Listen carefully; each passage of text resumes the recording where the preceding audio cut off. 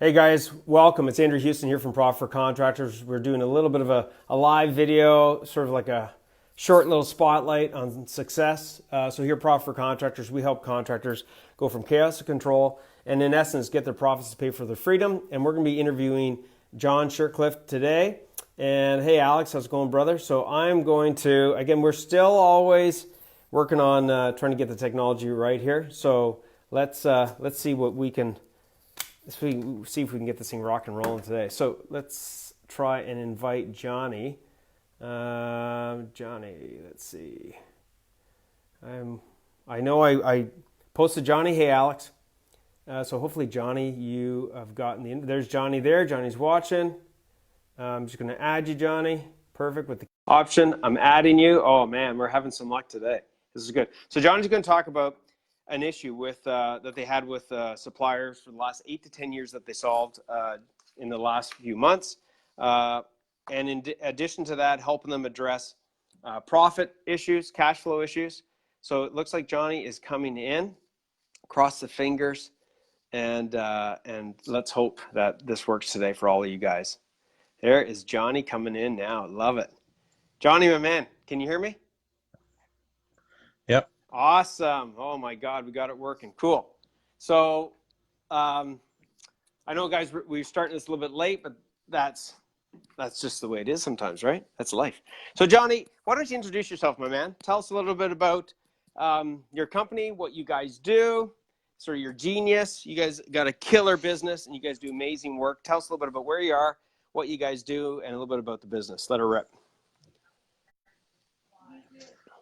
So we're located in Napanee, Ontario, kind of halfway between Toronto and Ottawa, and we're a general contracting company. My dad started the company about 35 years ago, and he Wow. started out as a trim carpenter and kind of grew the business from there. I've been in and out of it my whole life, but I've been back full time a little over 4 years now. And just kind of came back into the fold to try and help dad ride off into the sunset and retire eventually. I love it. Right off into the Uh, cabin, right? Right. Right off yeah. to the cabin, do some, Um, do some hunting, do some of the things that he loves to do, right? yeah. Okay, awesome. And so we've been in business for a long time. We have most of our business comes from referrals. We don't do very much advertising. It's just all word of mouth and customer referrals and just reputation based. So Love it, man. I mean, think about it.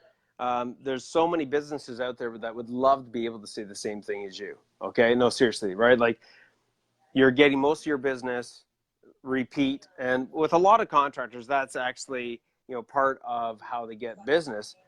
Uh, but when you look at it, if that is the percentage of the work that you get, it just says a lot about the craftsmanship and workmanship that you guys deliver, right? Because I mean, you're not in the likes of Toronto. You guys are in a pretty small environment. True? yeah, yeah. Napanee is about like 15,000, I think the population is now. But we will travel like up to half an hour to like Kingston or Belleville or Picton to do work. Awesome, man. Okay, so let's talk a little bit about some of the challenges that you had. Again, this is got everybody listening in. Hey, Tim. Hey, John. Well, this is you, John. Hey, Alex. So let's talk a little bit about some of the challenges that you had, Johnny, as far as um, we were talking a little bit about a big breakthrough that you had regarding the suppliers on the payment side, and just like what were some of the things that like where things were at with them over the last 8 or 10 years as far as some of the struggles and challenges that you had. Maybe you can just touch on that for a bit. Yeah, so it's always been, I'm sure a lot of people can relate. It's always been kind of a struggle.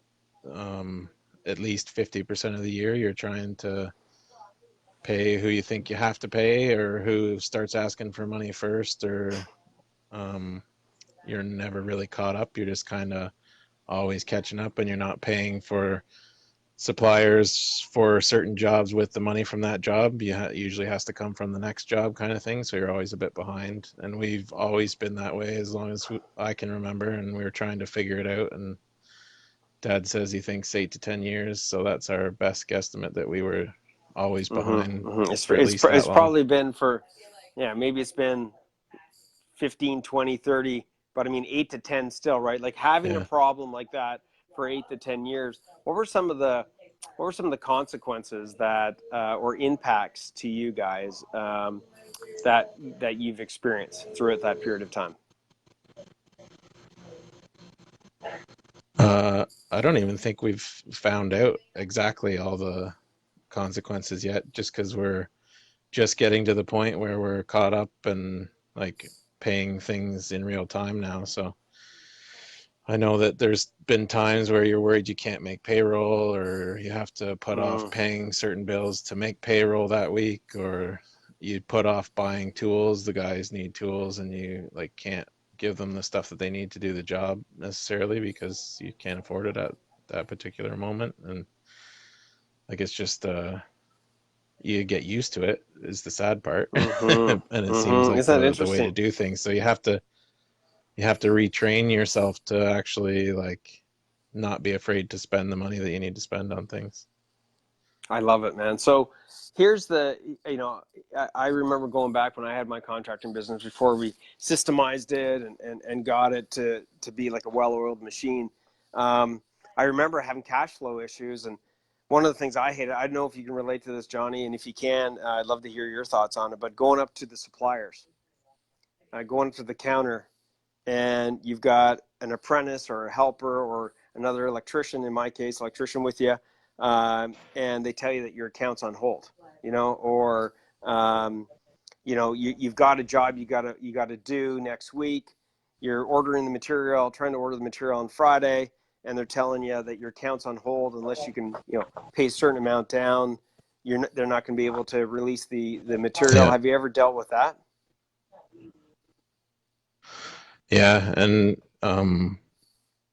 we deal with Home Hardware locally here. That's one of our main suppliers. And before that, they were Beaver Lumber. So we've been dealing with them for as long as we've been in business, basically. And it's a good thing we have such a good relationship with them, because there's been times that guys go to the counter to pick up materials and the account's on hold. And because of who we are, usually they'll put it through depending on who's working, as long as it's not like a brand new person or something. But still, it's embarrassing to have your guys say, oh, the account is on hold. So Yeah, it's tough, because man. they It's come tough. back And to then you you think about it. and they don't know, right?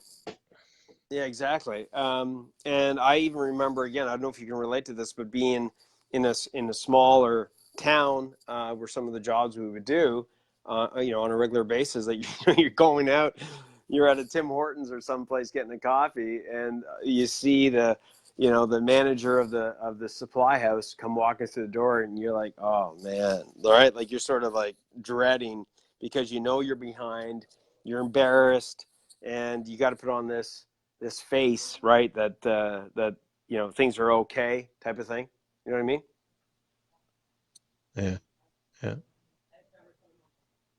Yeah, not easy, Yeah, right? So absolutely. let's talk a little bit about some of the things that um, let's talk about where you're at right now. Where are things at as far as the flip side, the good side? So right now we're as of this month, the beginning of this month, we're completely caught up with all the payables. So um like Home Hardware account, uh all the other suppliers that we deal with, subs that we've used for jobs, everybody's paid up to date, and we're actually like paying for current jobs with money from those jobs, and changed our payment structure so that we're actually getting the draws ahead of time for the work, so we have the money in hand before we actually have to order the materials and everything else. Love it, dude. Now tell me a little bit about, on top of that, your profits have improved, your cash flows improved. We're going to get into some of the strategies and some of the things that you did, but what are some of the other areas of improvement that have been like like a domino effect? So we've learned to be more organized. So everything is always a work in progress. We're still roughing a lot of things, but we're making sure that the jobs are running more profitably, them the way they should be quoted, and then that they're actually running and being finished the way that they were quoted. And then monitoring the cash flow sheets and actually knowing where we're at and who we need to pay, what bills are coming up, and where we're sitting as far as the bank account goes. And then we're actually like to the point now where we're paying down some credit cards, and the guys have I'm trying to keep up with buying tools as we need them instead of like trying to make stuff work that you shouldn't be making work. And so I've actually purchased quite a few new tools in the last few months and got some fixed, and the guys have a new van, and yeah, it's been working pretty good. I love it. So I'm going to give a sort of high level view of some of the things you've touched on. As far as, I mean, let's face it, you never wanted, and your dad never wanted to have those problems, right? You guys tried to solve the problems. You tried to put in the time. You tried to work harder. There was no intention, and there was no question that you didn't want to improve things, right? And take things to the next level, and not have to deal with these stresses or these embarrassments or these worries of not being able to pay the bills or putting in all this effort and not getting ahead. So what was it that, I mean, you came to Prob for contractors, but like, what would you say was the biggest thing that allowed you to be able to start working on solutions versus band-aiding symptoms?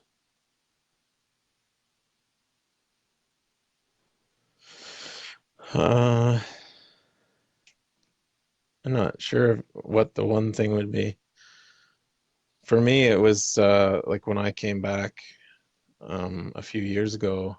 I have had quite a few different jobs, and I've worked in some corporations and some bigger places, and seen the way that they run things and the way that they have policies and procedures and systems in place that you can take anybody that passes the interview and drop them in that position, and with a few weeks of training, they're as good as anybody else, right? So I knew when I came back here, that was one of the things that we talked about before I even came back, was I was going to try and use some of that to help change the way things were around here. And it was a hard fight at first, but we got on board with you. And once people's mindsets started to come around and we started to make progress, like, it's always a constant battle to stay on top of it and not slip back into old habits. But it's just one of those things you have to keep on pushing. I love it. I love it. With that being said, you had to be ready for it, right? To a certain degree, and there's also a certain degree where you were probably quite nervous to go, hey, like what's going to happen here? Like, what are we going to cover off? Like, where am I going to start? And when we started breaking things down, we realized that there was issues at the front end that trickled all the way through, right? And when we started to share some of the insights of the progressive profit board, we talk about this a lot, which is the break-even margin. And people are like, man, Andrew, you talk a lot about this break-even margin and knowing your numbers and tracking things, and I'm like, yeah, guess what? It's not a broken record. It's actually a really good record that you want to keep playing. So, you took action on things, right? And you took it and you applied it, and you were consistent with it, correct? Yeah, we had no idea. We were basing all our numbers on this 35% number that was given to us by an accountant, and we were using a spreadsheet that somebody else made that was supposedly giving us said 35%. And then we had no idea. We were just blindly trusting that sheet and those numbers, right? So the first time that we figured out the break even, our break even was actually like 33%. And that's if everything went perfectly and jobs were done exactly how they were quoted. So that was a huge eye opener that we had been working for that long, basically for nothing. And then anytime there was a hiccup, you're just going in the hole, right? So, yeah. And then once we started to get that an understanding of that and used some of the sheets that from the client website and kind of smashed that together with the other sheet that we already had and came up with my own and started using eventually it got onto co-construct and stuff like that, but it all started with just that basic understanding of the break-even margin. I love it. See, here's the thing, everybody that's listening in, whether you're on it now, Tim or Debbie, or Alex, whoever's listening to this.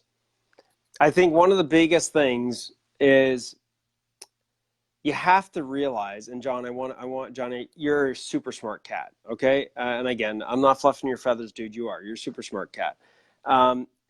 But you could be as smart as you want, trying to figure things out on your own.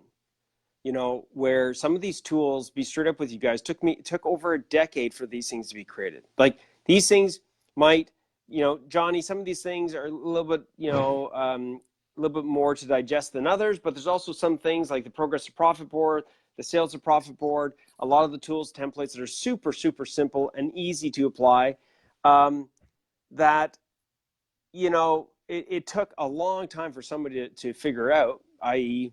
this guy here, that if you think that you're going to figure this stuff out on your own, what would you say to somebody, Johnny, if somebody says, even all you guys on here, right? Tim, Debbie, Alex, like when somebody says, yeah, I'm just going to figure this out on my own, what would you say to that?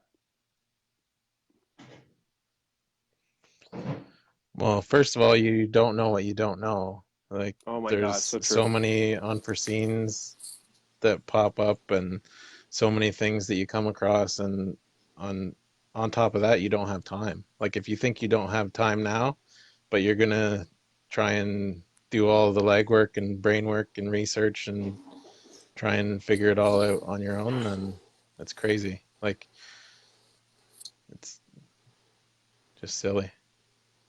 Well, you think about it, it's not a lot of people's intention, but a lot of times they don't know different. They don't know any different, right? I mean, you guys solved an 8 Yeah. to 10 year problem. Like put that into perspective, an 8 to 10 year problem, right?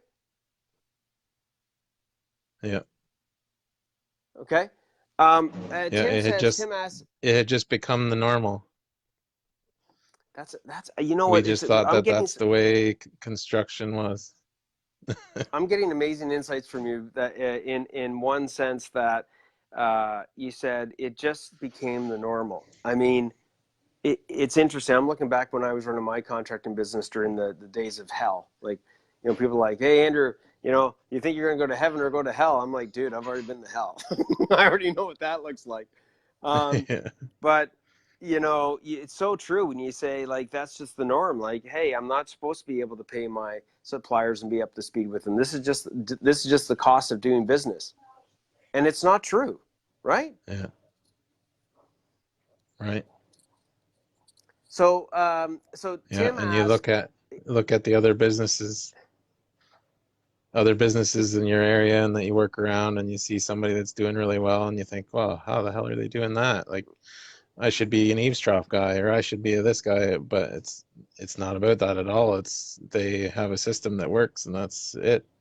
bingo, dude. Absolutely. Okay, so we're going to wrap this up in just a couple of minutes here. So Tim asks, which system do you feel, so he's looking for like one.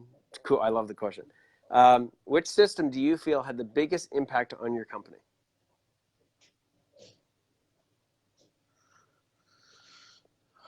Um, Now let me just hold off for a second. I want you to answer that twofolds, or maybe it's the yeah. same answer. Which system or which thing gave you the biggest insight? So maybe it's the same thing, maybe it's separate. Go for it. Yeah, well, I would say it's like if you want to classify the cash flow system as one thing where that includes your break-even margin and how you're quoting, and then monitoring the cash flow, like with the cash flow sheet or something like the cash flow sheet, and keeping tabs on everything. And what makes you say that? What is it that? And again, that was a sheet that took forever for me to create. And there's lots of ways to tweak it and make it better or make it work for you. But what was it about that like, what were the problems that thing started to help you with?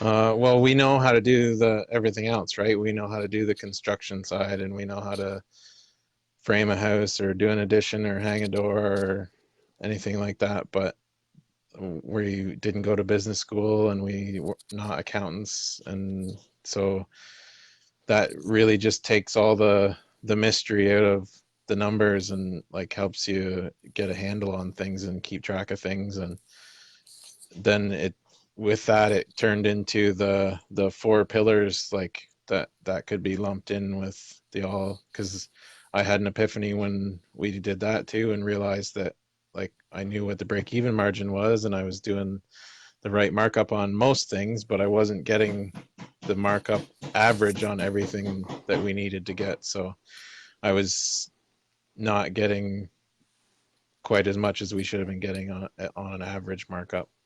Yeah, and I think one of the things with the cash flow. So Tim, he's sort of saying a couple of combo, right? But the cash flow forecasting was huge, which again, a lot of these tools and systems leverage aspects of one another, right? So the cash flow system, understanding the break even, and then in conjunction with that, hey Maria, in conjunction with that was the four pillars of profit.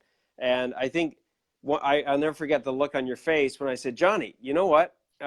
We can actually decrease the amount of jobs that you land and increase your freaking profits and increase your cash flow. You remember that moment? Yeah. And we turn down jobs all the time now.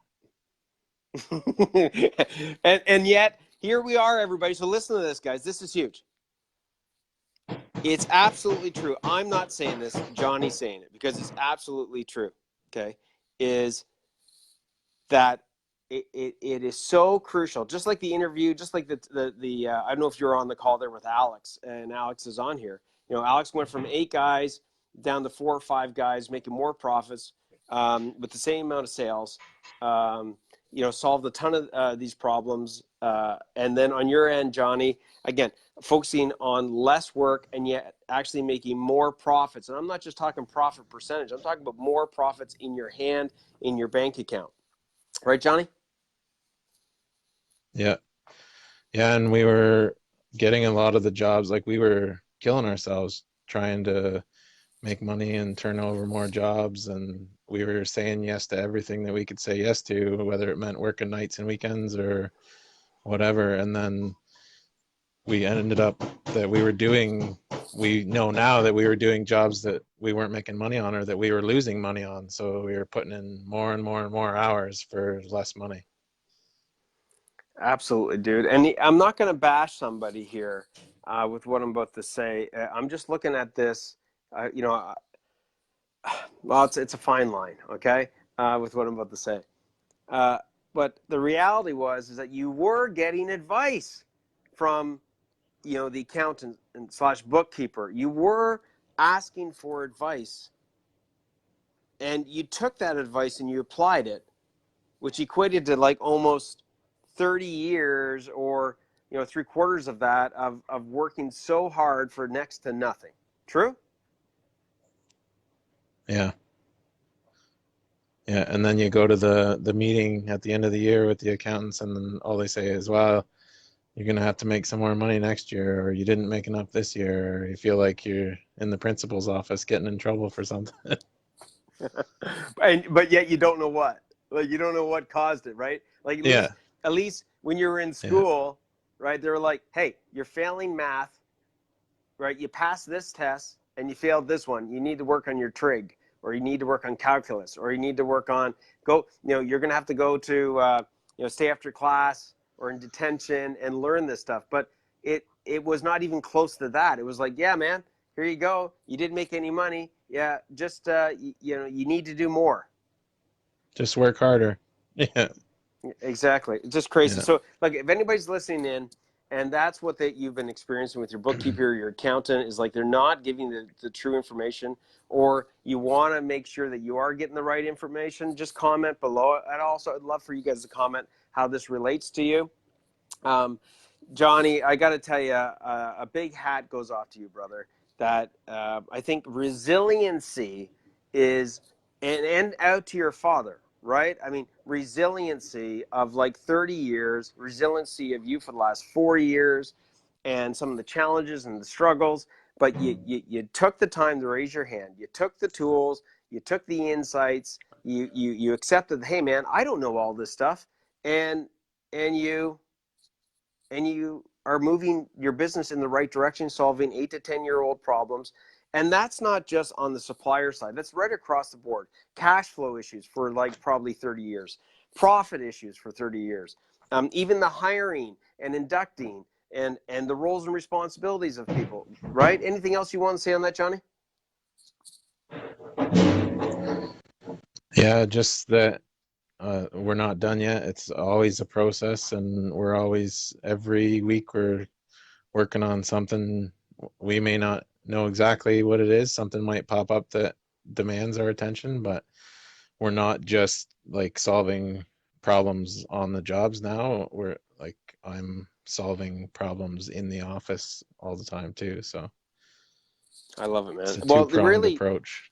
well, look, here's the thing, right? You're taking over the hat of the CEO, and you're becoming a champion CEO, one step at a time, 1 week at a time, 1 month, 1 quarter. I can't wait to see you at the client event, brother, where we're going to go deep into, ensuring that you know how to, in a more efficient and quicker way, identify where the true problems are versus these symptoms of like, I don't have enough cash, I don't have enough profit, I can't pay the suppliers. Those are all symptoms. We had to go under the hood, find out what was causing those symptoms, i.e. the problems and obstacles, and we're going to take it to the next level. So listen, guys, thank you so much. Johnny, you're a rock star.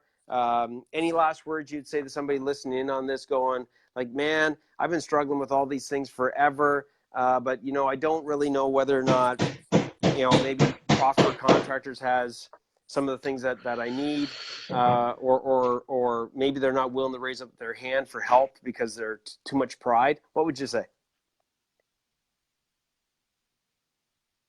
I would just say you just gotta take the chance and take a leap of faith and ask yourself, like, if you're worried about cost or if it's worth it, like, what would you do with that, or what would that money pay for? Like, if it would pay for an accountant for an hour or whatever, like, and when you have to start asking yourself the hard questions, and if you think that it's too much too fast, and if you're overwhelmed, then it's like the old saying, how do you eat an elephant? It's one bite at a time, right? I love it, man. I love it. Okay, brother, listen, congratulations on your progress. Congratulations on your big win. And keep it moving forward. We'll see you soon. And thanks everybody for all your comments. Again, if I'd love to hear what your thoughts are and how you can relate to this. And again, if you if you want to get some more insights or things of that nature, just ask below. Don't wait for it. And on the Prob for Contractor family side, guys, make sure you know your break even. Make sure you're dialing into those key whiteboards or dashboards of like where you're at with opportunities regarding sales and sales to profits and the progress to profits, so you know what to say yes to, what to say no to, and keep upping your level of awareness regarding what are the dials, the key things to be looking at.